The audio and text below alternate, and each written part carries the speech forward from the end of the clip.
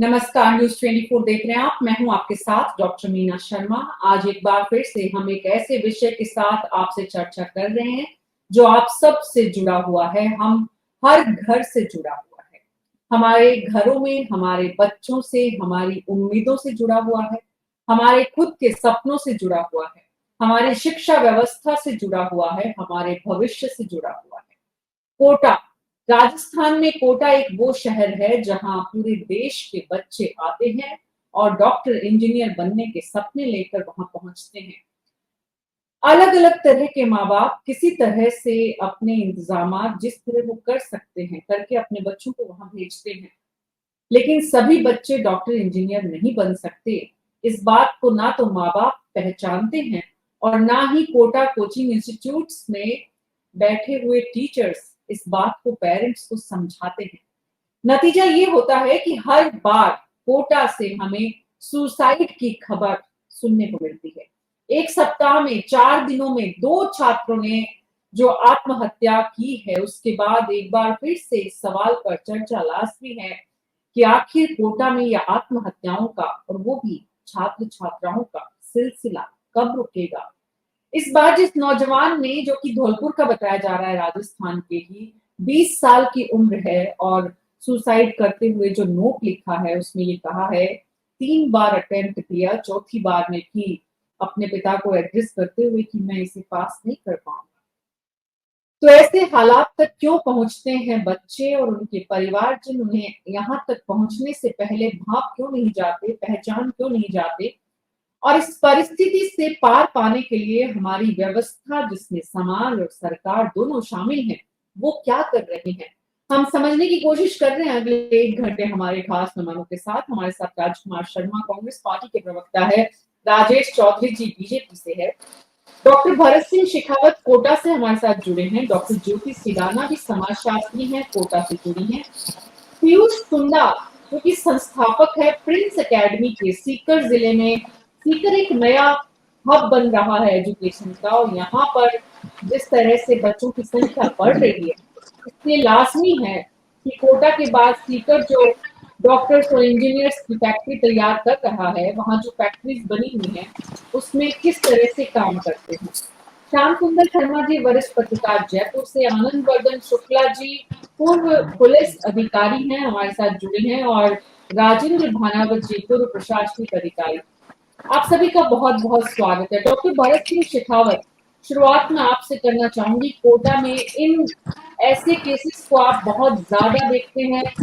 आप लोग सभी अपना ऑडियो बंद कर लीजिए प्लीज। डॉक्टर भरत सिंह के अलावा आप लोग सभी अपना ऑडियो बंद कर लीजिए। डॉक्टर भरत सिंह शेखावत, इस मामले में क्योंकि हर दिन आप देखते हैं तो कुछ नया परिवेश, नया कारण, नई पृष्ठभूमि, नया बच्चा, हर बार बच्चा नया होता है, लेकिन अंत हर बार एक ही होता है। देखिए मैडम, कोटा की ख्याति इतनी फैल चुकी है कि लोग पूरे देश से और इवन विदेशों से बच्चों को कोटा में पढ़ने के लिए भेजते हैं। इसमें मेरा ये निवेदन ये है कि बच्चे जो जिनको आप भेजते हैं उनके बारे में माँ बाप एक सपना पालते हैं, वो बिना ये असेस करे बगैर कि बच्चा किस फील्ड में रुचि रखता है, क्या वो कर सकता है, कितना उसका एकेडमिक परफॉर्मेंस है, एक तो पहले वो बच्चों को भेजते हैं। दूसरा क्या है कि वो आमतौर पे ये कहते हैं कि हमने बच्चे से पूछ करके ही उसका एडमिशन कराया। जिस उम्र में बच्चों के एडमिशन कोटा में हो रहे हैं वो एक ऐसी परिपक्व अवस्था है जिसमें माँ बाप जो भी समझाना चाहें बच्चे को समझा देते हैं। तो ऐसे बच्चे यहाँ आ जाते हैं, अपने हिसाब से वो कोशिश भी करते हैं, माहौल में ढालने की कोशिश भी करते हैं, और वो बार बार जितना वो प्रयास कर सकते हैं वो करते हैं। लेकिन एक स्टेज पे आके उनको लगता है कि अब कोई वापसी का रास्ता बचा नहीं, मैं ये नहीं कर पाऊंगा और मैं क्या मुंह दिखाऊंगा अपने घर वालों को जाके। वो इस तरह की भावना से जब ग्रसित हो जाते हैं तो उनको बार बार ऐसे थॉट आने लगते हैं। शुरू में वो उस थॉट को रेजिस्ट करने की कोशिश करते हैं, दोस्तों से भी कुछ कहते हैं, कुछ थोड़ा और अपने स्तर पे प्रयास करते हैं, पर एक स्तर पे आके उनको ऐसा लगता है कि अब इसके अलावा कोई चारा ही नहीं बचा है, अब आत्महत्या के अलावा कोई चारा ही नहीं। और साथ ही उनको ये भी लगता है कि मैंने अपने माँ बाप का पैसा वेस्ट कर दिया, मैं अपने घर वालों की आकांक्षाओं पे पूरा नहीं उतरा। जबकि ये समझने की ज़रूरत है कि ये एक कॉम्पिटिटिव एग्ज़ाम है और जिसमें लिमिटेड बच्चे ही सेलेक्ट होते हैं। तो इसमें गलती पे सारे लोग हैं, जो इनका अत्यधिक कमर्शियलाइज़ेशन करते हैं, बहुत ज़्यादा एडवर्टाइज़मेंट करते हैं। माँ-बाप है जो बिना सोचे समझे अपने सपने को पूरा करने के लिए बच्चों को भेज देते हैं। बच्चे भी जो हैं अगर नहीं कर पाते हैं तो ये कह नहीं पाते हैं कि मेरे से नहीं होगा, अब मुझे यहाँ से ले जाइए। जी पर वो कोशिश करते जी। रहते हैं और अंत में हार जाते हैं।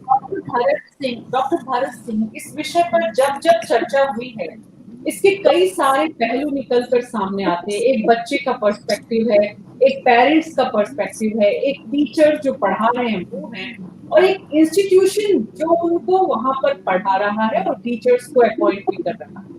ये चारों अलग-अलग केंद्र हैं इस पूरे प्रकरण के। किसी भी समस्या के इतना ज़्यादा बढ़ जाने पर भी अगर हम उसके समाधान की तरफ नहीं सोचे, तो ये सोचने पर हमें मजबूर करता है कि हम कैसी व्यवस्था करें। पीयूष सुंडा हमारे साथ जुड़े, जो कि सीकर जिले में जो प्रिंस अकेडमी है उसको चलाते हैं।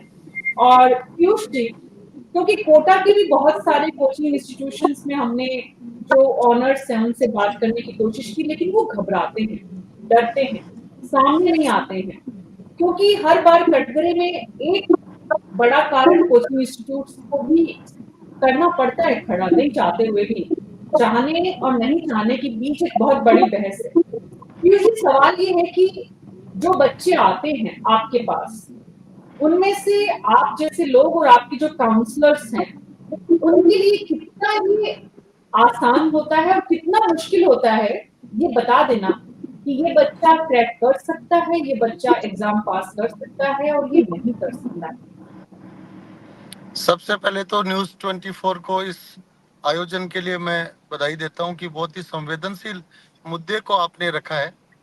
दूसरा, जब कोचिंग इंस्टीट्यूशंस में सुसाइडल केसेस की बात होती है तो मेरा मानना है कि एक ट्रायंगल की रेस्पॉन्सिबिलिटी इसमें बनती है, जिसमें इंस्टीट्यूशन, पेरेंट, स्टूडेंट तीनों का ट्रायंगल होता है। और अपन कोई भी कहें कि बच्चा जिम्मेदार है या पेरेंट्स जिम्मेदार है या संस्था जिम्मेदार है, तो हम मानते हैं कि तीनों को ही अपनी अपनी भूमिका निभानी चाहिए। अब जहां कंपटीशन का दौर की बात है तो आज के दिन आप देख रहे हैं नीट में 25 लाख बच्चे बैठ रहे हैं, 50,000 को सारी कैटेगरीज में मिला के सीटें मिलेंगी। कंपटीशन तो नो डाउट टफ है। बच्चा जिस दिन कोचिंग में आता है उस दिन उसके लिए ये कहना कि ये पक्का सिलेक्ट हो जाएगा, ये नहीं हो पाएगा, ट्यूशन के दिन तो ये कहना बहुत मुश्किल है।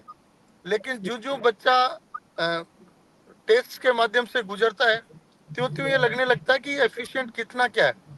इसमें भी अगर हम उन बच्चों को ना बोलते हैं तो ये एक बच्चे की आपकी बात को यही बीच में रोकते हुए कि शुरू में जब पहले दिन आता है बच्चा तो पता नहीं चलता है, लेकिन ग्रेजुअली जैसे जैसे बच्चा एग्जाम देता है, आपके यहाँ पर टीचर्स से इंटरेक्ट करता है, वो अपनी क्लासेस लेता है, उसका अटेंशन है, उससे समझ में आ जाता है। ये पीरियड 2 महीने, 3 महीने, 4 महीने का होता है, जिसमें आपको समझ में आ जाता है कि बच्चा एग्जाम में अपीयर करना चाहिए या नहीं करना चाहिए। क्या आप लोगों की क्वेश्चंस की जिम्मेदारी है कि उसके बाद आप पेरेंट्स को ये कहें कि आप प्लीज अपने बच्चे को लेकर जाइए और आपका बच्चा इसके लिए उपयुक्त नहीं है? डेफिनेटली इसमें आप जिम्मेदारी भी कह सकते हैं, लेकिन किसी भी बच्चे को जब कम आंकने की बात कही जाती है तो वो बच्चे के लिए, पेरेंट्स के लिए भी साइकोलॉजिकली एक हैमरिंग इफेक्ट होता है। लेकिन इस चीज में मैं एक चीज का सुझाव देना चाहूंगा, अगर बच्चा आपके पास 11th में आया है तो आपको 11th के सेशन के दौरान लगभग कैलकुलेशन बच्चे को, कोचिंग को, पेरेंट्स को हो जाता है कि बच्चा सक्सेस की कितने की रेंज में है। तो नो डाउट एक पॉइंट होना चाहिए फ्री एग्जिट का, इजी एग्जिट का, जिसमें 11th जब कंप्लीट करता है तो उसको दूसरे कैरियर के ऑप्शंस दिए जाएं कि आप 12th में दूसरा कैरियर ऑप्शन चूज करें। पीयूष जी, आपने खुद कहा कि इसके 3 केंद्र बिंदु हैं, एक बच्चा है, एक पेरेंट्स हैं और तीसरा कोचिंग इंस्टीट्यूट है। बच्चा, ये बहुत कम बच्चे होते हैं जो साहस के साथ अपने पेरेंट्स को ये कह सकते हैं कि मैं नहीं कर सकता। उसके बाद बहुत कम पेरेंट्स होते हैं जो इस बात को स्वीकार करते हैं कि उनका बच्चा नहीं कर सकता, क्योंकि वो अंत तक स्वीकार नहीं करना चाहते। ऐसे में जिम्मेदारी कोचिंग इंस्टीट्यूशंस की ज्यादा होती है कि वो दोनों को एक प्लेटफॉर्म पर लाकर ये समझाएं कि आपके बच्चे को आप किसी भी दूसरे माध्यम में जहां ये उपयुक्त है लेकर जाएं और यहाँ अननेसेसरी ना हमें पैसा दे, ना अपना पैसा बर्बाद करें और ना ही बच्चे का मानसिक संतुलन खराब करें। जी, डेफिनेटली ऐसा होता भी है, हमारे यहाँ पे भी होता है और बहुत सारी इंस्टीट्यूशंस में होता है। हम लोग तो कोचिंग के साथ साथ स्कूलिंग भी चलाते हैं, तो बच्चों का जब 11th कंप्लीट होता है तो उनको एक एग्जिट ऑप्शन दिया जाता है कि भाई आप जो बच्चे मार्क्स में इतने रेंज से कम आते हैं तो वो नेक्स्ट ऑप्शन पे अपना विचार विमर्श कर सकते हैं। लेकिन इसमें भी एक चीज और आती है, हम हर साल ऐसे बच्चे भी देखते हैं जो 11th में इतना अच्छा नहीं कर रहा था क्योंकि उस ट्रैक को पकड़ नहीं पाया, उनमें भी 10, 15, 20% तक बच्चे ऐसे हो जाते हैं जो 12th में कवर कर लेते हैं। तो फ्री एग्जिट का ऑप्शन दिया जाना चाहिए, लेकिन 1-to-1 काउंसलिंग में अगर कोई बच्चा ऐसा आता है जो कहता है कि मेरे से नहीं हो पाएगा, तो उनके पेरेंट्स को काउंसलिंग करने की भी जिम्मेदारी हम लेते हैं और हर साल ऐसे 15-20 बच्चे हो जाते हैं जिनके पेरेंट्स को हम समझाते हैं कि इसको दूसरा होना चाहिए। पीयूष जी, बच्चे, पेरेंट्स और कोचिंग इंस्टीट्यूट के बाद सबसे बड़ी जिम्मेदारी होती है व्यवस्था की, सरकार की, प्रशासन की। राजेंद्र भानावत जी, कई बार इस विषय पर चर्चा हुई है। सरकार में रहते हुए शिक्षा विभाग और सरकारी मशीनरी, आप सभी लोग बाकी प्लीज अपना ऑडियो बंद कर लीजिए। राजेंद्र भानावत जी, सरकार अब कम से कम एक समय आ गया है कि सरकार इस विषय पर गंभीरता से कुछ ऐसा सॉल्यूशन जरूर लेकर आए कि बच्चे इस स्थिति तक पहुंचे इससे पहले उन्हें समाधान मिले। देखिए, ये जो घटनाएं बहुत निरंतरता से हो रही हैं, खासतौर से पिछले 1 साल 2 साल में तो लगभग हर सप्ताह एक घटना इस प्रकार की पढ़ने और सुनने में आती है। कोटा की आती है, और जगह भी होती होंगी, और जगहों का ज्यादा जानकारी राजस्थान में नहीं मिल पाती है। लेकिन ये सब मुझे तो लगता है, अभी जो एक बोल रहे थे, शायद पीयूष जी बोल रहे थे कि त्रिकोण होता है, त्रिकोण नहीं है, चौथा कोण बहुत महत्वपूर्ण है इसमें, जो इन्होंने कहा नहीं। चौथा कोण है कोचिंग माफिया का। जो माफिया शब्द मैं जानबूझ के यूज कर रहा हूँ, इसके अंदर था तो जैसा क्यों आप सपना ऐसा दिखाते हैं, विज्ञापन इस प्रकार के देते हैं जैसे सारे बच्चे कोचिंग में जाने वाले सब टॉपर बन जाएंगे, सब जेईई में आ जाएंगे, सब नीट में डॉक्टर बन जाएंगे। इस प्रकार का जो एक सपने जब दिखाए जाते हैं बच्चों को, आकर्षक सपने दिखाए जाते हैं, जब सपना टूटता है तो अवसाद में जाता है, और अवसाद की जब अति हो जाती है तब परिणति उसकी उन घटनाओं में होती है जिस प्रकार की हम अभी देख रहे हैं। तो मेरा तो ख्याल है ये सब पैसे का खेल बन के रह गया है। 12वीं के नंबर के आधार पर क्यों नहीं बच्चे को, मैंने भी बिट्स पिलानी में एडमिशन लिया था जब मैंने 11वीं पास की थी। 11वीं के आज नंबर के आधार पर भर्ती, 11वीं या 12वीं के नंबर के आधार पर भर्ती किया जा सकता है इंजीनियरिंग कॉलेजेस में या मेडिकल कॉलेजेस में। लेकिन प्रश्न ये है कि इतना ज्यादा मजबूत हो गया है शिकंजा सारे कोचिंग माफियाओं का कि वो स्कूलों की 11वीं 12वीं की पढ़ाई उन्होंने बिल्कुल नगण्य बना दिया है। कोई माँ बाप जो बच्चों को चाहते हैं कोचिंग इंस्टीट्यूट में गए बगैर ना तो आप इंजीनियर बन सकते हो ना आप डॉक्टर बन सकते हो। कोई किसी ने आज तक ये सर्वे नहीं किया कि जो बच्चे बिना कोचिंग के परीक्षा देते हैं उनमें कितना प्रतिशत सफलता का प्रतिशत है, और जो बच्चे कोचिंग में जाते हैं उनमें कितना सफलता का प्रतिशत है। इस पे कोई ना सर्वे होता है, ना कभी स्टडी हुई है कभी इसके अंदर। मेरे बहुत से जान और इंप्रेशन मेरा ये, हमारे कई मिलने वाले हैं जो बिना कोचिंग के डॉक्टर भी रहे हैं, इंजीनियर भी बनते हैं, आज भी बन रहे हैं। लेकिन मैं कहना ये चाह रहा हूँ कि इसमें चौथा कौन जिसकी जिक्र नहीं हुआ है, बाकी तो है ही। खैर, माँ बाप की भी अपेक्षा है, माँ बाप की अनावश्यक अपेक्षा है, जरूरत से ज्यादा अपेक्षा है, टीचर का वो भी है। चार कोण होने के बाद पांचवा जो बचता है, जिससे संबंधित मैंने सवाल आपसे किया था, उसको तो हम निकाल नहीं सकते हैं, और वो है सरकार। आनंदवर्धन शुक्ला जी, जब पुलिस के पास ऐसे केसेस बार बार आते हैं और अब तो हर सप्ताह आने लग गए हैं, तो आपको लगता है कि पुलिस की भी कोई जिम्मेदारी है इस पूरे प्रकरण में, जहां कोटा में हर गली मोहल्ले में इस तरह की कोचिंग इंस्टीट्यूशंस बने हुए हैं, हॉस्टल्स बने हुए हैं, और जितना ज्यादा वहां पर सफोकेशन हो चुका है, सफोकेशन सिर्फ पॉपुलेशन ऑफ स्टूडेंट्स का ही नहीं है, सफोकेशन स्ट्रेस का भी है वहां पर। तो पुलिस की भी कोई जिम्मेदारी है, कोटा पुलिस, राजस्थान पुलिस, इस विषय पर कुछ इसे कैसे रोका जाए, इसको लेकर अभियान चलाएं।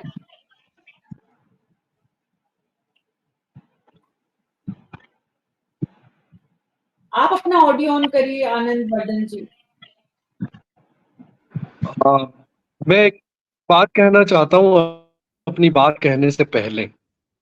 मैं ये कहना चाहता हूँ कि बंसल है या कैरियर पॉइंट है, एलन है, फिजिक्स वाला है, रेजोनेंस है, पता नहीं कोटा में कितने मशरूमिंग हो गया है, उनमें से एक भी यहाँ इस डिस्कशन में उपस्थित नहीं है जो आना ही नहीं अफेक्टेड चाहते हैं, हैं, जिनके आना ही नहीं मैक्सिमम चाहते हैं। सुसाइड हो रहे हैं। हाँ बिल्कुल। मैं चाहता हूँ कि उनमें से भी कोई रहे यहाँ पे मौजूद।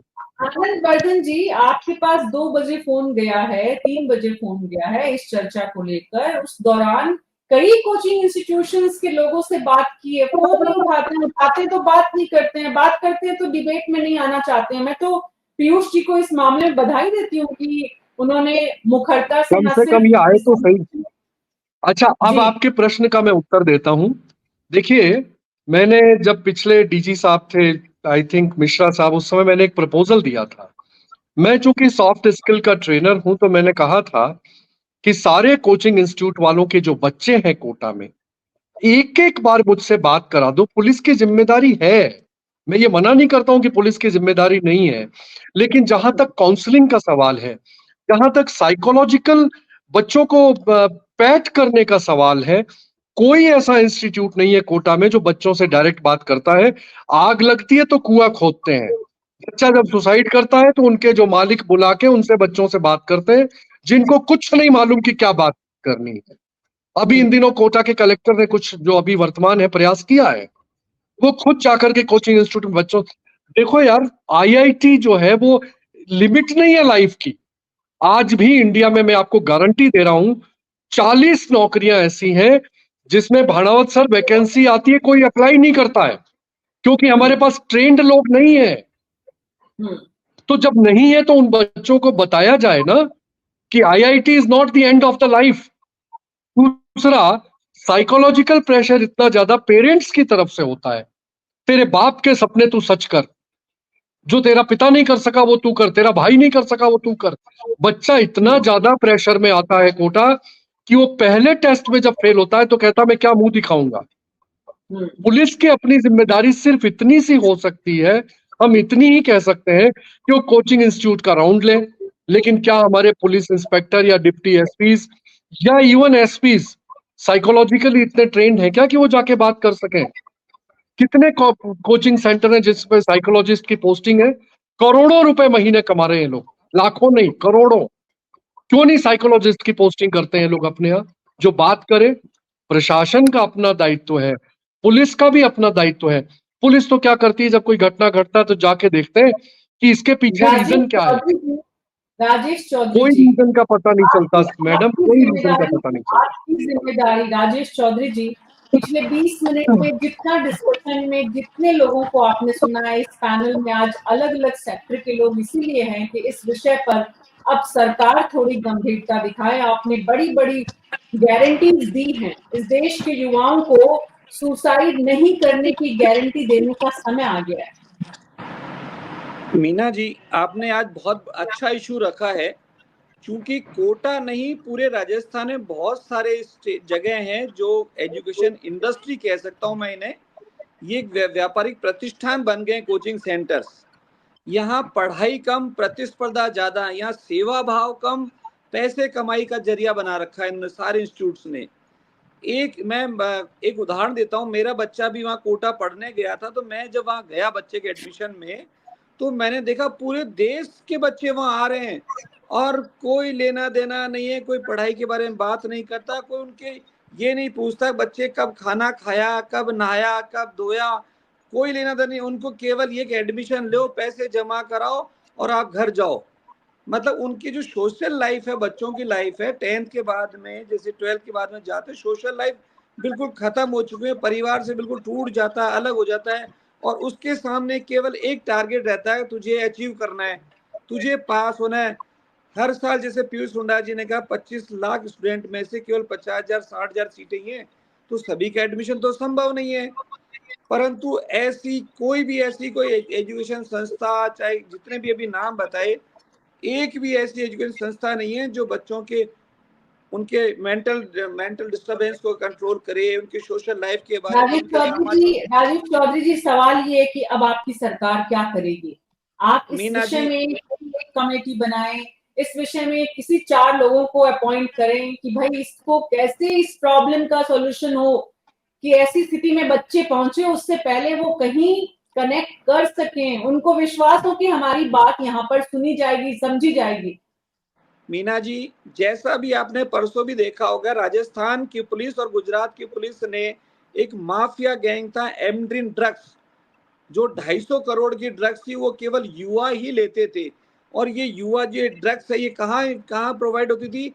स्कूलों में, कॉलेज में, जहाँ मैं ये भी कह सकता हूँ कोटा में या और जितने भी इंस्टीट्यूट्स हैं उन राजेश सब जी, जगह, मैंने आपकी क्योंकि उपलब्धि बच्चे, बताने के लिए नहीं बोला अभी आपको, मैंने सवाल आपसे ये किया है कि आप प्लीज ये बताएं कि इस विषय पर आप क्या करेंगे, और अगर आपके पास अभी प्लान नहीं है तो आप जरूर सोचें अगले 7, 10, 15 दिन मीना में, जी सुनिए, 15 बात दिन बात में। कंक्लूड, आप कंक्लूड तो करने जी दीजिए।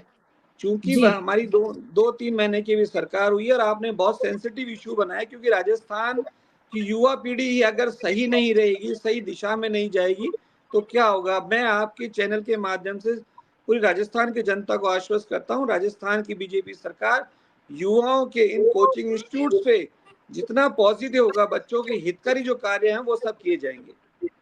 जी राजेश चौधरी जी, जिस तरह से आप विश्वास दे रहे हैं, हम कोशिश करेंगे कि विपक्ष, राजकुमार शर्मा जी, अब आपकी जिम्मेदारी बनती है कि इस विषय पे सरकार क्या कर रही है, 10 दिन, 15 दिन, 1 महीना में आप इस पर जरूर फॉलो अप करें। आपकी जिम्मेदारी ये भी बनती है कि 5 साल आपकी सरकार रही है और 5 सालों में जब इतने सारे केसेस आए थे, तब आप लोगों को क्या-क्या फाइंडिंग आई, क्या-क्या प्रॉब्लम आई, किस-किस तरह के डिस्कशन हुए, वो भी आप सरकार के साथ साझा करें। आपने पिछले 5 सालों में जिस तरह की घटनाएं बढ़ी हैं, ग्रेजुअली बढ़ी है, लगातार बढ़ी हैं, क्या पाया है राजकुमार शर्मा जी, क्यों बढ़ रही है ये घटनाएं? मीना जी, ये समस्या बहुत बड़ी है। ये समस्या जब तक सरकार अपनी इच्छा शक्ति को मजबूत नहीं करेगी, चाहे सरकार कांग्रेस की हो, चाहे भारतीय जनता पार्टी की हो, ये समस्या खत्म नहीं होगी। अभी पिछले 4 महीने पहले भारतीय जनता पार्टी की सरकार राजस्थान में आई है और लगातार 9 बच्चों की डेथ हुई है। 23 जनवरी, 19 जनवरी, 1 फरवरी, 16 फरवरी, 18 फरवरी, 21 फरवरी, 9 मार्च, 28 अप्रैल और 30 अप्रैल, लगातार एक बच्चा 18, 19, 20 साल का समस्याओं से ग्रसित होकर के, परेशान होकर के अपनी जीवन लीला को समाप्त कर रहा है। माँ बाप अपने बच्चे को किस तरीके से कर्जा लेते हैं, किस तरीके से मेहनत करते हैं, पालते हैं, पोसते हैं, बड़ा करते हैं, उसको जीवन का निर्माण करने के लिए। ये तारीख जो आपने बताई है, ये तारीख इस दिसंबर से पहले राजेश चौधरी जी का पक्ष बताया करता था। हमें इन तारीखों में अब दिलचस्पी नहीं है। हमें अब दिलचस्पी इस बात में होनी चाहिए, हम सबको, जितने लोग यहाँ बैठे हुए हैं, कि इस प्रॉब्लम का, इस समस्या का समाधान क्या है और उसमें किसको क्या भूमिका निभानी है। विपक्ष में रहते हुए आपकी, मैंने कहा, पिछले 5 साल में ये समस्या बढ़ी क्यों? आपने कुछ कारण समझे होंगे, पाए होंगे। आप जरा बताएं सभी लोगों को कि वो कौन से कारण हैं जो इस समस्या को बढ़ा रहे हैं, जिसका समाधान सरकार को करना चाहिए। आपकी सरकार ने भी इस दिशा में कुछ प्रयास किए होंगे। सीमा जी, ये जिम्मेदारी सबसे बड़ी तो सरकार की है और सरकार के बाद ये पेरेंट्स की है। सरकार की ये जिम्मेदारी बनती है, सरकार एक भी कॉलेज स्कूल के खिलाफ कोई भी बड़ी कार्रवाई नहीं करती है। सरकार कमेटी बना देगी 5-10 लोगों की, 5-10 लोगों की कमेटी 2 महीने, 3 महीने, 6 महीने, 8 महीने काम करेगी। ये समस्या कोई महीने 2 महीने में सोल्व होने वाली नहीं है। उस अफसर का ट्रांसफर हो जाएगा, पुलिस का ट्रांसफर हो जाएगा। सरकार की इच्छा शक्ति स्ट्रांग होगी तो आज रात को 12 बजने से पहले पहले जितने भी माफिया हैं, चाहे किसी भी प्रकार के माफिया हो, राजस्थान से पल्ला झाड़ लेंगे, हिंदुस्तान से पल्ला झाड़ लेंगे।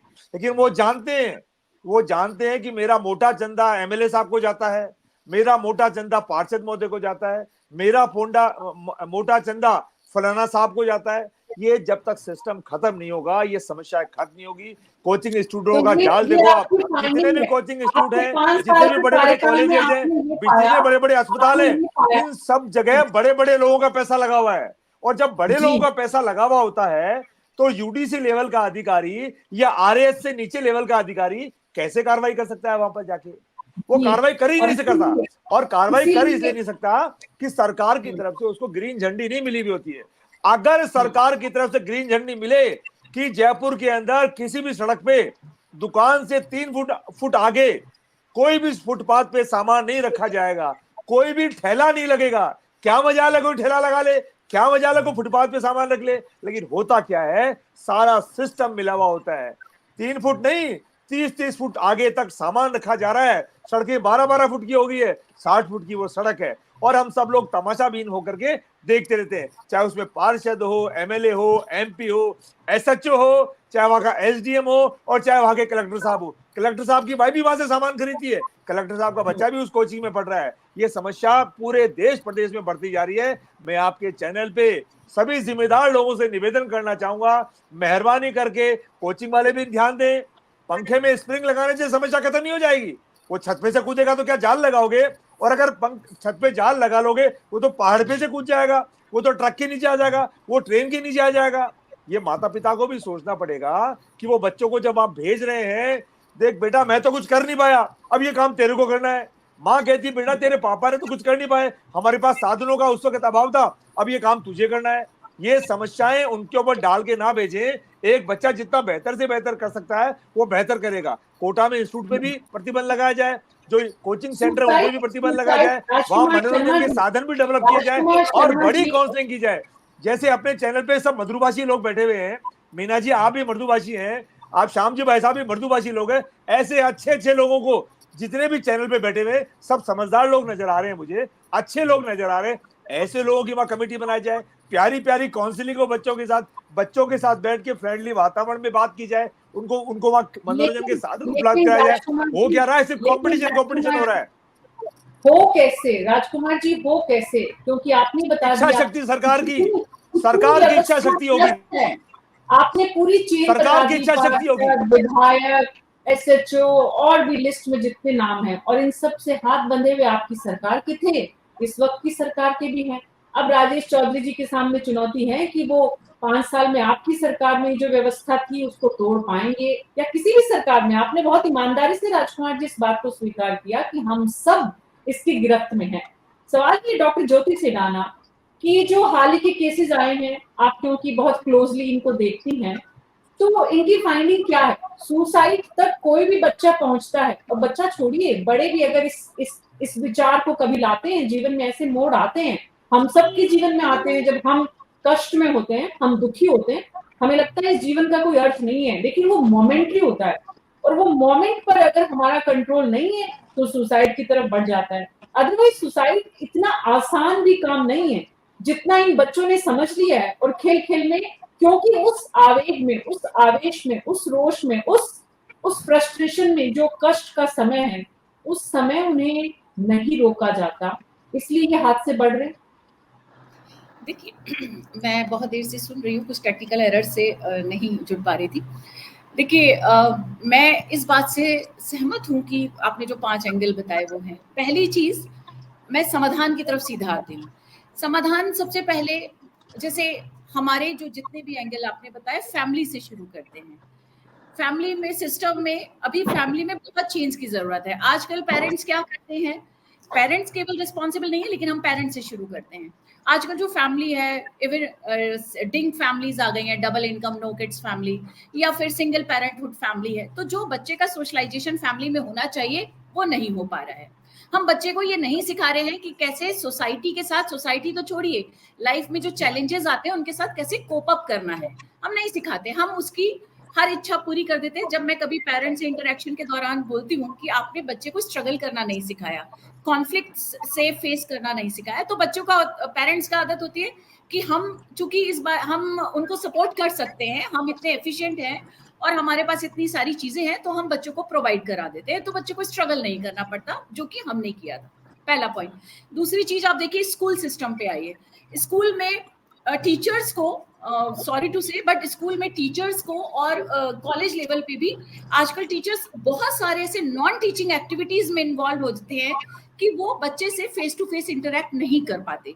उस टीचर की एक ड्यूटी है, जो कि एक एजुकेशन सिस्टम की ड्यूटी है, कि बच्चे को उसकी पर्सनालिटी को तैयार करना चाहिए, उसको सारी चीजें सिखानी चाहिए, moral values, religious value, constitutional values. वो नहीं सिखा पाते क्योंकि उसके पास जितना समय बचता है वो सिर्फ कोर्स पूरा करने में लग जाता है, बाकी समय उसको नॉन टीचिंग एक्टिविटीज में इन्वॉल्व कर दिया जाता है, चाहे वो चुनाव से रिलेटेड हो या हेल्थ सेक्टर से रिलेटेड हो, बहुत सारी ड्यूटीज में उसको लगा दिया जाता है। फिर हम आते हैं कोचिंग सेंटर पे। कोचिंग सेंटर्स पे जब स्टूडेंट्स जाते हैं, जैसे अभी आप लोगों ने भी कहा था कि आपने बहुत सारे कोचिंग इंस्टीट्यूट को कांटेक्ट किया और वो ऑनलाइन नहीं आते, फोन नहीं उठाते। मैं तो कोटा में ही रहती हूँ, हमने बहुत प्रयास किए कोचिंग में एंटर होने की, वो इस विषय में बात ही नहीं करते। और आपने सही कहा कि किसी भी कोचिंग सेंटर में एक परमानेंट काउंसलर नहीं होता। वो लोग एक टाइम पीरियड के लिए किसी को हायर करते हैं और जब जरूरत होती है तो काउंसलिंग करा देते हैं, लेकिन उसको सिर्फ उसकी एंट्री कर देते हैं कि हमारे यहाँ है। बच्चों को, जैसे आपने कहा कि इतना टफ डिसीजन है, वाकई में ये बहुत टफ डिसीजन है, लेकिन पेरेंट्स से लेकर, फैमिली से लेकर, स्कूल से लेकर कोचिंग, इन सबको, और पुलिस सिस्टम, इन सबको एक, मुझे लगता है, ट्रेनिंग की जरूरत है। हमें इनके साथ फेस टू फेस काउंसलिंग करने की जरूरत है कि कैसे सुसाइड को हम ओवरकम कर सकते हैं, रोक सकते हैं। तो मुझे लगता है हर एक स्टेज पर, आप प्राइमरी स्कूल से शुरू कीजिए, वहां से लेकर आप लास्ट तक सारी जगहों में सबको एक बार ट्रेनिंग देने की जरूरत है। लोग समझना ही नहीं चाहते कि बच्चा सुसाइड क्यों कर रहा है ना, और हर एक को रेस्पॉन्सिबल, कोचिंग वाले पेरेंट्स को रेस्पॉन्सिबल ठहराते हैं, वो टीचर्स को ठहराते हैं। इस तरह से मुझे लगता है कि ये एक सॉरी, आपकी आवाज नहीं आ रही मीना जी। डॉक्टर ज्योति सिडाना, सिर्फ एक बार ट्रेनिंग सफिशिएंट है या फिर अब कोटा में हम ऐसी स्थिति में पहुंच गए हैं जहां समय समय पर रेगुलर काउंसलिंग बच्चों की, पेरेंट्स की, टीचर्स की और यहाँ तक कि कोचिंग इंस्टीट्यूशंस की भी करने की जरूरत है? श्याम सुंदर शर्मा जी। देखिए मीना जी, हमने इस बारे में पहले भी बातचीत की थी। अब ये सरकार तो अभी नई नई है और अभी शिक्षा मंत्री भी कोटा शहर से आते हैं, वहीं के रहने वाले हैं। उनका मैं कल एक दिन बयान सुन रहा था, मुझे लग रहा था कि वो मंत्री बनने के बाद पता नहीं क्या हो गया है, इस तरह के बयान देने चाहिए क्या? अगर कुछ है भी छोटी मोटी चीजें, सार्वजनिक रूप से इस तरह की बातें करनी चाहिए क्या? मदन जी दिलावर जी जब विधायक थे, जब वो ये बातें नहीं करते थे। मैंने देखा कि मुख्यमंत्री जी, पूर्व मुख्यमंत्री जी अशोक गहलोत ने जाते जाते कोचिंग इंस्टीट्यूट के मालिकों से CMR में बातचीत की थी। अब उसके बाद रिजल्ट क्या आया वो पता नहीं पड़ा। आप देखिएगा ये घटनाएं क्यों होती है, कारण क्या है, सब कुछ है। अब देखिएगा, मैं तो 1985 की बात करना चाहता हूँ, जब ये कोचिंग इंस्टीट्यूट वाले ट्यूशन पढ़ाने का काम करते थे, छोटे 3, 4, 5। आज अगर वहां जाके देखो, किसी का तो विश्वविद्यालय है, किसी का क्या है, किसी की बिल्डिंग देखोगे तो फिर आप चकाचौंध रह जाओगे, क्या है, किस तरह की स्थितियां करते होंगे। बच्चों को 10th के बाद 11th और 12th तो पढ़ाते ही नहीं है, तो अपने फर्जी रजिस्ट्रेशन कराते हैं और फिर अपने यहाँ जो कुछ कराना वो उनके रिजल्ट। और देखिएगा, मैं कह सकता हूँ कि 100% बच्चों में से केवल 5% बच्चा सेलेक्ट होकर के जाता है, बाकी 95% 90% बच्चा तो सेलेक्ट होता ही नहीं है। और फिर उसको कहाँ कहाँ कैसे कैसे भटकना पड़ता है, क्या स्थिति बनती है, वो आपने सब देखा। और देखिए माँ बाप तो देखिए आजकल जो दोनों कमाने वाले होते हैं, वो बच्चे को सोचते हैं कि मैं पैसा दे करके उसको बहुत कुछ प्राप्त करा दूंगा, जो संभव नहीं होता कभी। क्योंकि देखिएगा कि निश्चित तौर पर जिस प्रकार की बातें हो रही है, मैंने देखा कि कोटा में पहले तो कोटे फिक्स हुआ करते थे कि संभागीय आयुक्त के कहने से इतने एडमिशन होंगे, कलेक्टर के कहने से इतने हो जाते हैं, और SP के कहने से ऐसे होते थे। बहुत इंस्टीट्यूट वाले कर भी देते थे और बहुत सारे की सिफारिशें बाहर से आती थी और कराते थे। ये बात हकीकत है, कोई दिक्कत नहीं है। और मुख्यमंत्री जी ने तो देखिएगा कि ट्रेन्स वाले बैठे हैं, इनकी सीकर में तो गए थे मुख्यमंत्री जी, आपके यहाँ फंक्शन भी हुआ था बड़ा कोचिंग इंस्टीट्यूट का, क्या स्थिति बनी थी वो समझने भी गए थे कि किस तरह की स्थितियां होती है। तो देखिएगा, मैं कह सकता हूँ कि आपके अंदर जहां पर आप उस बिल्डिंग के अंदर घुस करके आप देखिए, पहली बात तो जो माँ बाप अंदर तो जाएगा ही नहीं, केवल उसके केबिन बाहर है, वो वहीं तक रहेगा। आप अंदर जाके देखिए कि कितने बच्चे एक साथ कैसे पढ़ते हैं। और आप जो बार बार बातें हो रही है कि उनको हम बहुत सारी चीजें देते, कुछ प्रोवाइड नहीं होता, उनको तो फिक्स है इतने बार ये उसके अलावा कुछ सोच नहीं सकता बच्चा। अब कितने घंटे वहां पर पढ़ेगा और इतने घंटे पढ़ेगा और उसके बाद क्या स्थिति हो जाएगी। तो हाँ, बच्चे देखिएगा कि हम तो केवल कोटा की बात करते हैं आजकल, देखिए कोटा, जयपुर की बात भी कभी कभी कर लिया करो। जयपुर में और सीकर में जितना बड़ा हब बन गया है, और देखिए सरकार ने बनाया है 65,000 बच्चों का तो अब पूर्ववर्ती सरकार लेकिन आपने बहुत सही विषय की तरफ इस चर्चा को मोड़ा है श्याम सुंदर शर्मा जी। कोटा में जितने केसेस हैं उसका एक बड़ा कारण तो ये कि वहां पर संख्या बल बहुत ज्यादा है, इसलिए वहां पर घटनाएं ज्यादा हो रही हैं। लेकिन एक और कारण कि जयपुर और शेखावाटी में, सीकर में, झुंझुनू में, खास करके सीकर में इस तरह की घटनाएं उतनी नहीं हो रही हैं जितनी कोटा में हो रही हैं। इसका क्या कारण है? ये मैं पीयूष जी के पास जाऊंगी, लेकिन उससे पहले राजेंद्र भानावत जी कुछ कहना चाह रहे थे। राजेंद्र जी। मैं केवल ये कह रहा था कि जो भी ज्योति ने भी कहा, इसमें बच्चों को बाकी चीजें सिखाई जाती है शुरू से। असफल होना सीखना बहुत जरूरी है। असफलता को स्वीकार करना और असफलता के साथ जीना, ये सीखना बहुत बहुत आवश्यक है। क्योंकि शुरू से बच्चों को कहता है नहीं क्लास में नंबर 1 आओगे, भाई बाकी 50 बच्चे तो 49 बच्चे तो नंबर 1 नहीं आएंगे ना वो तो ये जो एक सीखने की बहुत दिक्कत है। दूसरी बात जो मुझे लगता है कि संवाद की जो कमी हो गई ना, कुछ टेक्नोलॉजी का मान लीजिए, कुछ भी मान लीजिए ना, तो माँ बाप और बच्चों में संवाद है, ना टीचर और बच्चे में संवाद है ना। तो संवाद की कमी के कारण बिल्कुल ये हो जाता है, एक किशोरावस्था है। बच्चा जो वहां जाता है कोचिंग में, कितनी उम्र होती है? 15, 14, 15, आजकल तो 6ठी 7वीं में 8वीं में लेने लग गए, तो 12, 13 साल का बच्चा। अगर 14, 15, 16 साल के बच्चे की जिस किशोरावस्था में सबसे ज्यादा उसको मदद की और काउंसलिंग की जरूरत होती है, उस समय उसको समुद्र में छोड़ दिया गया। तैरना जानता नहीं है, समुद्र में छोड़ दिया, तो सिवाय डूबने के क्या करेगा वो उसके अंदर। तो ये थोड़ा सा हमें बच्चे की मनस्थिति को समझ करके, जैसा भी कहा भी आनंद जी कह भी रहते हैं, काउंसलर तो जरूरी है, हर टीचर को भी काउंसलिंग करनी पड़ेगी। और मैंने जो मुख्य सवाल शुरू में उठाया था, सरकार को तो विचार करना चाहिए, कोचिंग की जरूरत क्यों है उसको? क्यों नहीं आप बोर्ड की परीक्षा के आधार पर भर्ती कर लेते? जो भी मॉडरेशन करना होता है स्कूल में। आज डमी स्कूल हो गए, कोटा में ज्योति रहती है, आजकल ज्यादातर स्कूल डमी स्कूल है। एडमिशन हो गया, स्कूल वाले पैसे ले रहे हैं बिना पढ़ाए हुए, और कोचिंग वाले वहां पर कैंपस को उपयोग कर रहे हैं, सबकी जानकारी में होते हुए चल रहे हैं। तो ये चूंकि सबका, मैंने शुरू में वर्ड यूज किया था माफिया, तो बाकी mining mafia, transport mafia, liquor mafia तो थोड़ा दूसरे दर्जे के हो गए। सबसे बड़ा माफिया तो आजकल कोचिंग का माफिया हो गया है। तो प्लीज इस पे थोड़ा आप करें, प्रोग्राम करें, और कभी कभी जो करता धरता है कोचिंग इंस्टीट्यूशन के, भले ही कोई उनको डर न हो इस बात का, उनके खिलाफ कोई कार्रवाई होगी, नहीं बैठ के संवाद तो करें उनके साथ भी। आखिर ऐसा हो रहा है, जीवन जा रहा है किसी व्यक्ति का 18-19 साल की प्राइम यूथ में, अगर प्राइम एडोलेसेंट एज में, तो जीवन अपना ले रहा है, और हम लोग उसमें कुछ नहीं कर, हेल्पलेस फील कर रहे हैं। बहुत दुखदायी स्थिति है। जब भी पढ़ता, रोज खबर पढ़ते हैं तो मन सुबह सुबह पीड़ा से भर जाता है उससे बात के। पीयूष जी उस पक्ष में खड़े हैं, पीयूष जी उस पक्ष में है जिस तरफ की आप इशारा कर रहे हैं राजेंद्र भानावत जी। पीयूष सुंदर जी, क्या कारण है, क्यों डरते हैं कोचिंग इंस्टीट्यूशंस के मालिक इतना किसी भी चर्चा में शामिल होने से, या इस विषय पर बच्चों के बीच, पेरेंट्स के बीच, सोसाइटी के बीच सरकार के साथ रेगुलर, क्योंकि जब तक इसकी रेगुलरिटी नहीं आएगी, अब ये विषय गंभीर हो चुका है, ये परेशानी बहुत बड़ी हो चुकी है, और जिस माँ बाप के घर में, जिस परिवार में घटना होती है, दुर्घटना होती है, वो जितना उसे महसूस कर रहा है उसका आकलन तो हम सब यहाँ बैठ कर नहीं कर सकते। लेकिन थोड़ा सा संवेदनशील व्यक्ति है तो उसे मालूम है कि इसका इम्प्लीकेशन उसके पूरे जीवन पर कितना है। घर से एक बच्चा जाता है लेकिन पूरे परिवार की जिंदगी किस कदर प्रभावित होती है। तो ये परेशानी बहुत बड़ी। पीयूष जी, प्रॉब्लम क्या है?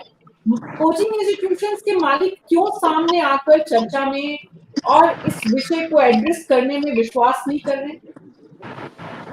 पहले तो मैं सभी से निवेदन करना चाहूंगा कि हर बच्चा पेरेंट्स के लिए और संस्था के लिए महत्वपूर्ण होता है, और एक बच्चे की जिंदगी जाना मतलब एक मेंबर का कम होना अपने आप में बहुत दुखदायी होता है। जिस संस्था से बच्चा जाता है या जिस परिवार से जाता है, वो लोग उसको बहुत ज्यादा अच्छी तरह महसूस कर पाते हैं। तो आज के दिन एक चीज चल गई, आरोप प्रत्यारोप एक दूसरे पे, वो जिम्मेदार है, वो जिम्मेदार है। संस्था कह देंगी पेरेंट्स जिम्मेदार है, पेरेंट्स कह देंगे संस्था जिम्मेदार है, कोई कह देगा सरकार जिम्मेदार है। पिछले दिनों हमने देखा है कि गवर्नमेंट की तरफ से कुछ गाइडलाइंस चल रही हैं, हाईकोर्ट का भी इसमें सर्विलांस चल रही है, और उसके माध्यम से काफी अच्छे रूल्स एंड रेगुलेशंस आ रहे हैं जो कोचिंग्स के अंदर का जो इंटीग्रेटेड साइकोलॉजिकल सिस्टम होना चाहिए उसके इम्प्रूवमेंट पे काम कर रहे हैं। और हम खुद इस चीज को महसूस कर रहे हैं कि पिछले कुछ महीनों में मेरे हिसाब से सभी संस्थाओं में हुआ होगा, बच्चों के साइकोलॉजिकल पॉइंट पे काफी ज्यादा एक्स्ट्रा वेटेज दिया जा रहा है। अब रही बात कि आज के दौर में इस चीज को जीरो कैसे किया जा सकता है। हम लोग भी चाहते हैं कि हमारे ही नहीं, हमारे शहर में, हमारे राजस्थान में, देश में एक भी बच्चा ऐसा नहीं करे, लेकिन एक एक बच्चे की अंतर मन तक पहुंचना और उस बात को निकलवाना, उसको कन्विंस करना, काउंसलिंग करना, ये इतना इजी टास्क भी नहीं होता, क्योंकि हर बच्चे की बात आगे तक पहुंच नहीं पाती है। उसके बाद दूसरी चीज देखें कि सुसाइडल चीजें, मैं बेसिकली डॉक्टर हूँ, पीडियाट्रिशियन हूँ, SMS जयपुर से मैंने MBBS किया, बीकानेर से पीडियाट्रिक्स में PG किया है। आज के दिन हम देखेंगे कि 12-13 साल के बच्चे भी सुसाइड कर रहे हैं जो किसी कोचिंग में नहीं है। इन चीजों पे इसलिए देखने का और गौर करने का विषय है कि 1-to-1 अगर बच्चे की काउंसलिंग हो, मॉनिटरिंग हो और उसको एक चार्ट पैरामीटर्स पे काम किया जाए, तो शायद इन केसेस को जल्दी आइडेंटिफाई किया जा सकता है। आज के दिन हम 5 साइकोलॉजिस्ट रख रहे हैं, लेकिन हमें खुद को पता है कि हमारी संख्या के हिसाब से 5 साइकोलॉजिस्ट उन्हीं बच्चों को अटेंड कर पाते हैं जिनकी कहीं से कोई कंप्लेंट जनरेट होती है। इसलिए आप अपन भारत देश में रह रहे हैं, USA में एक डॉक्टर दिन में 10 पेशेंट देखेगा, भारत में 100-200 तो आम डॉक्टर देख लेता है, थोड़ा बहुत चलने वाला। तो अपन लोग इस चीज में सामूहिक प्रयास करें। पिछले दिनों से गवर्नमेंट की जो गाइडलाइन जारी हुई है हाई कोर्ट के मार्गदर्शन में और हाई कोर्ट की मॉनिटरिंग में, मेरा मानना है उससे संस्थाओं में काफी इम्प्रूवमेंट्स आए हैं और इस संदर्भ में काफी अच्छा, पहले से बेहतर काम भी हो रहा है, और ये सब होना भी चाहिए क्योंकि हर बच्चा बहुत महत्वपूर्ण है। जी, डॉक्टर ज्योति सिडाना। मैं ये कहना चाह रही थी कि अभी जैसे सर ने गाइडलाइन की बात की, तो नो डाउट गाइडलाइन में अभी रिसेंटली आया था कि 16 साल के बच्चे या 9 से पहले के बच्चों को एडमिशन कोचिंग्स में नहीं दिया जाएगा, उनको स्कूल से जोड़ा रखेगा। और मुझसे ये सवाल भी अभी पूछा गया था जब मैं कोचिंग में एड्रेस कर रही थी कि क्या डिफरेंस है, क्यों कोचिंग में नहीं जाना चाहिए। इस गाइडलाइन का पहली चीज कि आपने कहा कि गाइडलाइन पे काम हो रहा है, तो मुझे नहीं पता बाकी स्थिति, लेकिन यहाँ पर अभी भी 6th और 7th क्लास में बच्चों को एडमिशन दिया जा रहा है कोचिंग्स में, गाइडलाइन की कोई पालना नहीं हो रही है। सेंट्रल गवर्नमेंट की गाइडलाइन है वो अलग है, और जो मैं बात कर रहा हूँ वो हाई कोर्ट के मॉनिटरिंग में बच्चों के मानसिक स्वास्थ्य की गाइडलाइन मैं आपकी बात से सहमत हूँ। और डमी क्लास स्कूल्स चल रहे हैं, और कई बार क्या होता है कि ये लोग ही जो कोचिंग सेंटर्स हैं ये अपने ही डमी स्कूल्स खोल लेते हैं, तो आप अगर यहाँ एडमिशन नहीं दे रहे हैं तो आपको वहां एडमिशन मिल जाएगा। और इसलिए आप देखिए दोनों में कितना अंतर है। जब बच्चा 12th तक स्कूल में पढ़ता था तो वो टीम वर्क करना सीखता है, वो बच्चों के साथ उसमें हमेशा कंपटीशन की भावना नहीं होती, वो फ्रेंडशिप करना सीखता है, वो टीम वर्क, लीडरशिप, बहुत सारे एट्रीब्यूट्स उसकी पर्सनालिटी में शामिल होते हैं, और वो जीतना और हारना, जैसे कि राजेंद्र सर ने भी कहा, वो सीखता है। सबसे पहले उसको हारना भी सिखाइए, केवल जीतना नहीं। लेकिन जब से वो कोचिंग में, अभी मैं बहुत सारे ऐसे पेरेंट्स को जानती हूँ, जिन बच्चों को जानती हूँ जिन्होंने 6th क्लास में अभी एडमिशन ले लिया कोचिंग्स में। अब आप सोचिए, वो सिर्फ टीम वर्क नहीं सीखेगा, लीडरशिप नहीं सीखेगा, कोऑपरेट करना नहीं सीखेगा, वो कंपटीशन सीखता है। उसके लेफ्ट और राइट में जो भी बच्चा बैठा है वो उसका कॉम्पिटिटर है, वो उसके सहयोग करना नहीं सीखेगा। तो स्कूल में और कोचिंग में ये बहुत बड़ा अंतर है। तो ये जो गाइडलाइंस रहती है, इसको मुझे लगता है कम से कम इम्प्लीमेंटेशन, आपने कहा कि पुलिस का रोल या राज्य का रोल क्या है, तो क्या हम ये नहीं कर सकते कि हम उस कोचिंग्स में जाकर, आप फेस टू फेस, मान लीजिए आपने कहा कि हम 1-to-1 काउंसलिंग नहीं कर सकते, बच्चे के अंतर मन में नहीं झांक सकते, लेकिन मेरा सवाल ये है, नहीं झांक सकते, लेकिन हम कोचिंग्स में तो ये देख ही सकते हैं ना, अगर 10, 50, 60, 100 कोचिंग्स हैं तो वहां पर क्या गाइडलाइन का इम्प्लीमेंटेशन हो रहा है, या हम उनके ऊपर कोई ऐसा लगा सकते हैं, रेगुलेशंस कर सकते हैं कि अगर आप ये फॉलो नहीं करते हैं तो हम आपका जो रजिस्ट्रेशन है वो कैंसिल कर देंगे। इस तरह की चीजें क्या हम कर पा रहे हैं? नहीं कर पा रहे। और अब देखिए, कोई बहुत बड़ा इंसिडेंस हो जाता है या छोटे मोटे चीज होते हैं, सोसाइटी में लोग मशाल लेकर निकल पड़ते हैं, लेकिन क्या इस पूरी सोसाइटी के लिए बच्चों का सुसाइड कोई मुद्दा नहीं बनता? इसको हाशिए में खड़ा कर दिया है। ऐसा कौन सी हमारे सिस्टम है जो खड़े नहीं होते इन कोचिंग इंस्टीट्यूशन के खिलाफ? कहीं ना कहीं चीजें दब कर रह जाती है। तो मेरा सवाल यही है कि इस पर काम होना चाहिए। जी, इस पर राजकुमार शर्मा जी। राजकुमार शर्मा जी। मीना जी, मैं एक सुझाव और देना चाहूंगा। सभी जिम्मेदार लोग आपके चैनल पे चर्चा में शामिल हैं, सरकार के प्रतिनिधि राजेश चौधरी जी भी शामिल है। मैं आपके चैनल पे एक निवेदन और करना चाहूंगा, गाइडलाइन ये भी बने कि मैं पिछले 2-3 साल से प्रदेश कांग्रेस कमेटी का प्रवक्ता हूं, हर डिबेट में आता हूं। इस तरह की जो डिबेट होती है, मीना जी, कितना भी बड़ा चैनल हो, जब इन जिम्मेदार लोगों को बुलाता है तो वो चर्चा में शामिल नहीं होते। तो ऐसा कानून या ऐसा कोई प्रावधान भी डाले, जब भी पेरेंट्स बुलाएं, कोई पत्रकार बुलाए, कोई चर्चा के लिए बुलाए, चाहे कलेक्टर साहब बुलाए और चाहे वहां के एसडीएम साहब बुलाए, चाहे विधायक बुलाए, और चाहे लोकल कोटा के लोग या किसी भी इंस्टीट्यूशन के आसपास के लोग कोई चर्चा के लिए बुलाए, तो जिम्मेदार लोग जाएं, ना कि वहां का कोई सुपरवाइजर चला जाए। उस इंस्टीट्यूट का, उस कॉलेज का सबसे महत्वपूर्ण व्यक्ति बहुत चर्चा में इम्पोर्टेंट, जाएगा तो निश्चित तौर बहुत पर सुधार होगा। इम्पोर्टेंट, ये बहुत इम्पोर्टेंट। राजेश चौधरी जी, इस बात को जरूर मेक श्योर करें कि जो गाइडलाइंस बन रही हैं, उन गाइडलाइंस में ये जो कोचिंग इंस्टीट्यूशंस के मालिक हैं, इनको किस किस तरह से बिहेव करना है, कहाँ करना है। सिर्फ पैसा कमाने की फैक्ट्री बनाकर और किस तरह की सिर्फ ऐशो आराम की जिंदगी से आगे दुनिया ही नहीं है। और ये बच्चे सिर्फ जैसे डेमोक्रेसी में एक वोटर की कीमत है, वैसे यहाँ पर एक उसके फीस की कीमत है, बस उससे ज्यादा उस बच्चे की कोई कीमत नहीं है। इसीलिए तो ऐसे हालात हुए हैं, इसलिए तो राजकुमार शर्मा जी ने तारीख बता दी आपको सारी कि इस साल में कितने केस हुए। राजेश चौधरी जी, सवाल एक और भी है, उससे पहले मैं आनंद वर्धन शुक्ला जी के पास एक बार फिर जाऊंगी, उसके बाद राजेश जी आपके पास आ रही हूँ।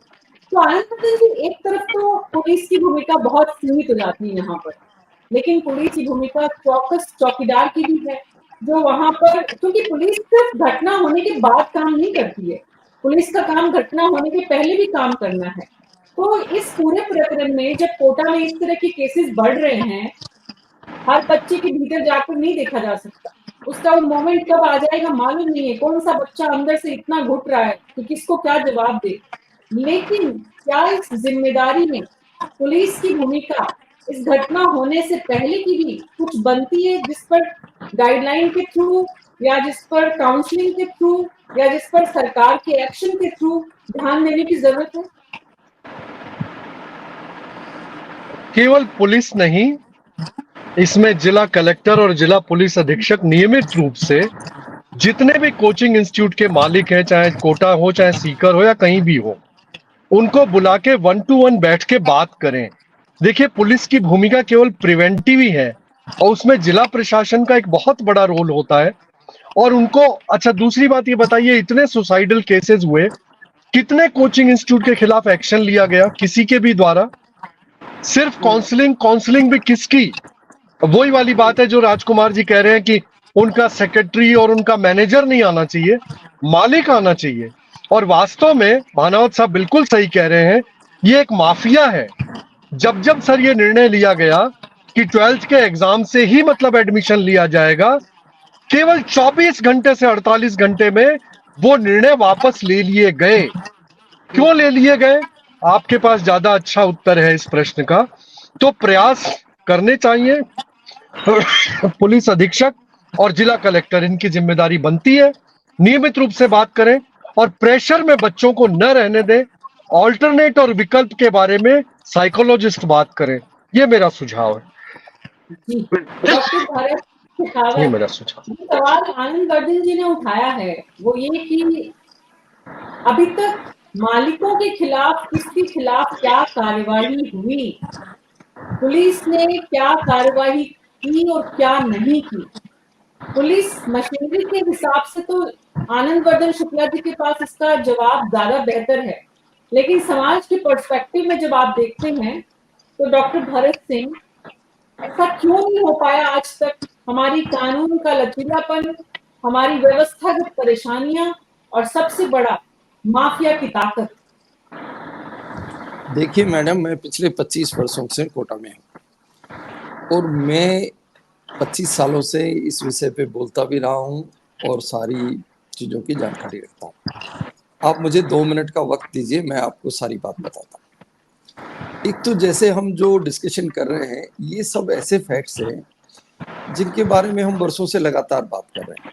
सबको पता है, बच्चों के बारे में, पेरेंट्स के बारे में, कोचिंग इंस्टीट्यूट के बारे में। सबसे बड़ा सवाल तो सबसे पहले आता है, आखिर कोचिंग की आवश्यकता ही क्यों है? हम बच्चों को कोचिंग में ही क्यों पढ़ाना चाहते हैं? हमने स्कूली सिस्टम को बर्बाद कर दिया।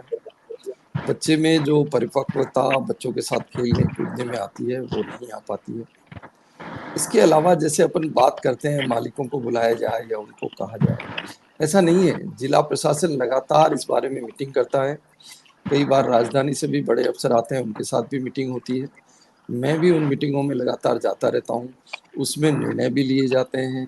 पर ये इतनी बड़ी मछलियाँ हैं, आप इनका अंदाज़ा नहीं लगा सकते। जिन अधिकारियों की बात आप कर रहे हैं उनसे भी ये बड़े। दूसरी बात ये है कि कोई भी कितना अच्छा गाइडलाइन बना दी जाए, कोई भी कितने अच्छे से चीज़ों को लागू करने की कोशिश की जाए, जब तक एक्चुअली वो धरातल पे नहीं उतरेंगी तब तक काम होता नहीं है।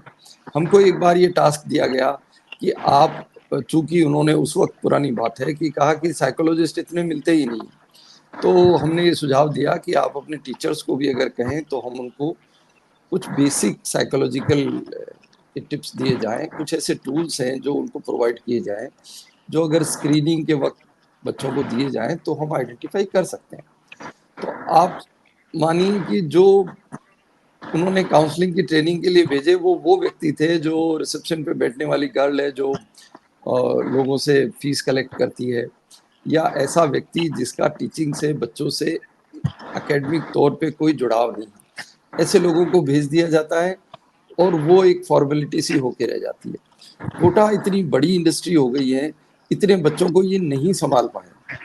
आप कितनी भी गाइडलाइन बना लीजिए, आप कितने भी काउंसलर रख लीजिए, क्योंकि जिस तरह का कोटा हो गया है, लाखों बच्चे पढ़ते हैं, एक स्टार बैच को छोड़ के। डॉक्टर भारत, चर्चा यही तो हो रही है कि इस तरह का जो कोटा हो गया है उसका सॉल्यूशन क्या है? सॉल्यूशन बताइए। मैडम, इसका सॉल्यूशन बड़ा सिंपल है। जो गाइडलाइन बना रहे हैं सब अच्छी है, आप बच्चे को स्कूलिंग करने दीजिए, उसके बाद में अगर उसको कोचिंग की जरूरत है तो वो 6 महीने साल भर कोचिंग कर सकता है। उसके पेरेंट्स की भी काउंसलिंग करिए, स्क्रीनिंग के टेस्ट रखिए। हर बच्चा हर चीज के काबिल नहीं होता। आप कह रहे हैं कि ये लोग आते नहीं है, हमने बीच में सवाल ये है कि कोचिंग इंस्टीट्यूशंस जो हैं वो इतने जो बढ़ चुके हैं, उन पर लगाम लगाने की जरूरत है। और ये क्योंकि इतना बड़ा माफिया है, राजेंद्र भानावत जी, इस दिशा में काम करने का साहस सब कोई सरकार जुटा पाएगी कि भाई अगर 99 पर 98 पर 97 पर एडमिशन होना है तो 64 वाले को, 45 वाले को, 65 वाले को वहां पर किस तरह की तैयारी कराएंगे? देखिए इसके दो पहलू हैं। देखिए इसमें आप बात प्लीज अपना ऑडियो बंद कर लीजिए, राजेंद्र जी के अलावा सभी लोग। देखिए दो बातें बड़ी संक्षेप में, मैं समय भी आपका पूरा। अगर ये जो कोचिंग के कारण एक नुकसान तो ये हो रहा है कि जो स्कूल में जाता है बच्चा केवल पढ़ाई के लिए नहीं जाता, नंबर लाने के लिए नहीं जाता है। जैसा अभी ये ज्योति जी ने भी कहा, एक सोशलाइजेशन का प्रोसेस जो होता है ना, जिससे आदमी मानसिक रूप से स्वस्थ रहता है और एक समाजीकरण होता है जिस व्यक्ति का, वो सब प्रोसेस हमने तिलांजलि दे दी और किशोरावस्था में उसको छोड़ दिया। तो एक तो ये तो स्कूल में नहीं जाने से ये बड़ा नुकसान है, स्कूलिंग को मिस कर रहा है, बचपने को छोड़ रहा है, वो बच्चा मिस कर रहा है। तो ये हो गया। दूसरी बात जो मैं ये कह रहा था, जो मैं बात रिपीट कर रहा हूँ इस बात को, जब आज से कुछ सालों पहले तक केवल बोर्ड की परीक्षाओं के आधार पर इंजीनियरिंग कॉलेज और मेडिकल कॉलेज में एडमिशन होता था। मैंने सन 68 में प्री यूनिवर्सिटी किया और सीधे बिट्स पिलाने में एडमिशन हुआ, केवल उसके आधार पर, कोई एंट्रेंस नहीं, कोई कुछ नहीं। वहां भी बहुत से लोग होते ही थे उस समय। तो अगर बोर्ड, इसलिए हमने स्कूल की परीक्षाओं को एक तरह से बेकार समझ लिया है। स्कूल जाना, माँ बाप पढ़ा दें, स्कूल भेजते ही नहीं, फायदा क्या है स्कूल में, एडमिशन तो वहां से होना है। क्यों एंट्रेंस टेस्ट समाप्त नहीं कर सकते हम इंजीनियरिंग और मेडिकल में? बोर्ड की परीक्षाओं को सशक्त कीजिए, अच्छा कीजिए। एक परीक्षा हो रही, क्यों 10 परीक्षा दे बाद में लड़का बाद में? और ये बड़ा आसान सोल्यूशन है। लेकिन आसान चीज भी करेंगे तभी जब कोई स्वार्थ या लोभ नहीं होगा। मुझे लगता है यहाँ कई तरह के एंगल है, सब लोग जहाँ बैठे हैं यहाँ पे सब परिचित हैं, क्यों नहीं कर पा रहे हैं? कारण तो स्पष्ट है। अब जो जिसको करना है, अब जो सत्ता में है वो लोग कुछ तय करें अभी इस समय, तो जरूर करना चाहिए। और बिल्कुल है बड़ा क्रिस्टल क्लियर। साउथ में किया था, आपको बताऊं, एक बार दक्षिणी राज्यों में एक बार ऐसा हुआ था, परीक्षा एक बार किया था, शायद 50% वेटेज रखा जाएगा 12वीं के नंबरों का और 50% रखा जाएगा एंट्रेंस एग्जाम के वेटेज का। तो वो भी पसंद नहीं आया, कोचिंग होता नहीं, 100% एंट्रेंस एग्जाम के आधार पर ही एडमिशन होना चाहिए। तो जब इतना, और जैसा अभी किसी ने कहा थोड़े दिन में, 1 आध दिन में, 2 दिन में निर्णय को बदल दिया गया वापस, तो सवाल, समाधान स्पष्ट है। करने वालों की इच्छा शक्ति, जैसा कई लोगों ने कहा है, वो अगर होगी तो बच्चों की जिंदगी बचा पाएंगे और इस देश का भविष्य भी बचा पाएंगे, दोनों बचा पाएंगे हम इसके अंदर। राजेश चौधरी जी, किसी भी समाज के लिए ये अच्छी बात नहीं है कि वहाँ इस तरह से युवा आत्महत्याओं के मुंह में इस तरह से जाए। तो उम्मीद करते हैं कि आप इस दिशा में जितनी चर्चा इस विषय के दौरान आई है, जितने इम्पोर्टेंट एस्पेक्ट आए हैं, उन पर आपकी सरकार जरूर गौर करेगी और आप सरकार को इसके लिए जरूर जो है वो अलर्ट भी करेंगे कि आज स्थिति जो है वो अलार्मिंग आ गई है। अब भी अगर हम नहीं सुधरे तो शायद कभी नहीं सुधर पाएंगे। श्याम सुंदर शर्मा जी। देखिए, विधानसभा का बजट सत्र चलने वाला है। हमको सबसे पहले तो वहां पर बड़ी चर्चा करके कोई निर्णय करना चाहिए। निर्णय मुख्यमंत्री के घर पे होता है। मुख्यमंत्री के घर पे निर्णय जो अशोक जी ने किया था, वो निर्णय कितना अभी पीयूष जी को पता है किस तरह की स्थिति बनी। अब देखिए, मैं सही बात है, कोचिंग माफिया बड़ा है और इसमें कितना बड़ा, अब देखिएगा ये तो पीएमटी और इंजीनियरिंग की बात, बाकी की माफिया जो पेपर लीक के मामले में जो आपने देखा कितने का कारोबार और सामने आया, और अभी तो वो सब कुछ चल ही रहा है। तो इसलिए देखिएगा, नई सरकार है और लोकसभा के अध्यक्ष कोटा से आते हैं और वो इन्वॉल्वमेंट पूरे तरह से वहां पर होता है। आपको पता है कोटा में तो इसके बिना होता ही नहीं काम। बहुत सारे काम तो मैं देखता हूँ, यूनिवर्सिटी जिसकी बन गई हो, अब एलएन में तो देखिएगा हर गली मोहल्ले में एक अलग से कमरे करा के पूरा अलग से बना दिया। कोचिंग इंस्टीट्यूट नहीं, अलग अलग जगह कोचिंग सेंटर खोल दिए। अब इस तरह का अगर करोगे और एक कोचिंग इंस्टीट्यूट के पास जितने बच्चे हैं, वो तो मालिकों से और उसका संपर्क करना, अब देखिए उनके टीचरों की बोलियां लगती है और देखिए बोलियों के आधार पर बिकते हैं वो टीचर। और फिर बिकते क्यों हैं कि जिस कोचिंग इंस्टीट्यूट में जाएगा वहां पे बच्चे आएंगे इससे। तो इस तरह की अगर ये सब प्रवृत्ति हो गई हो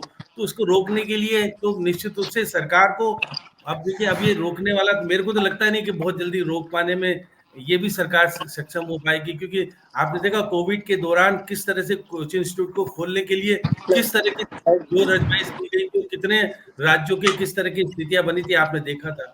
इसलिए मैं कह सकता हूं कि इसका पेटेंट बदलना चाहिए।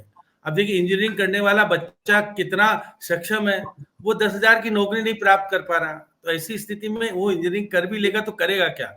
डॉक्टर देखिए, अब तो हमारे पास इंस्टीट्यूट ज्यादा हो गए।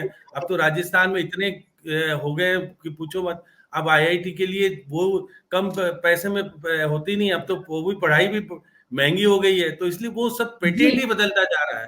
तो इसलिए देखिए शिक्षा का क्षेत्र में बदलने के लिए निश्चित तौर पर विधानसभा में चर्चा होकर कोई नियम बनेंगे तो ठीक है। अगर परिपत्र जारी हो जाएगा उसका कोई लेना देना नहीं, उसका कोई मतलब ही नहीं निकलता। इसलिए हम विधानसभा में सबका दायित्व बनता है कि उसको लाएं और एक बड़ा एक्ट बना करके काम करें। एक्ट बनाने का कोई नाम ही नहीं लेता। कोचिंग इंस्टीट्यूट पर लगाम कैसे लगे सोचा ही जा रहा है, अभी तक कभी निर्णय नहीं हुआ। मैंने तो देखा कि इतने साल मेरे को देखते देखते हो गए, ये करेंगे वो करेंगे, होता कुछ नहीं है। क्योंकि कलेक्टर एसपी के पास टाइम होता नहीं है, वो काम कर ही नहीं सकता है। उसके लिए तो अलग से कोई अधिकारी नियुक्त किए जाने चाहिए कि भाई कोचिंग इंस्टीट्यूट को ही संभालेंगे। अब देखिएगा जिस प्रकार की स्थितियां हो गई है, इसलिए एजुकेशन के सिस्टम को परिवर्तन करना पड़ेगा, नहीं तो फिर वो स्कूल तो आपके बंद हो गए। बहुत सारे स्कूल देखिए। राजेश चौधरी जी, उम्मीद करते हैं कि शिक्षा मंत्री सिर्फ ये तर्क देकर कि कोचिंग इंस्टीट्यूशंस ही सुसाइड के लिए जिम्मेदार नहीं है, ये स्टेटमेंट देकर संकेत देकर फ्री नहीं हो, बल्कि इस दिशा में कैसे सकारात्मक प्रयास हो और समाज को इस मुद्दे पर गंभीर चिंतन के बाद समाधान की तरफ निकले, इस पर आपके शिक्षा मंत्री, आपकी सरकार सोचे और समाज को साथ ले। बहुत बहुत शुक्रिया आप सबका इस चर्चा में शामिल होने के लिए। न्यूज़ 24 पर हमारी हर दिन कोशिश होती है कि हम समाज के उन मुद्दों को आपके साथ साझा करें जो समाज पर सीधा सीधा असर डाल रहे हैं। हमारे और आपके घरों से निकलकर जो बच्चे सुसाइड का रास्ता अपना रहे हैं, उसमें सबसे बड़ा कारण हम खुद हैं, हमारी व्यवस्था है, हमारी सरकार है, माँ बाप हैं। और बच्चों को हम ऐसी स्थिति में ना धकेलें, उसके लिए हम सबको कलेक्टिव रिस्पॉन्सिबिलिटी के साथ इस विषय पर आगे बढ़ना। आज इतना है। नमस्ते।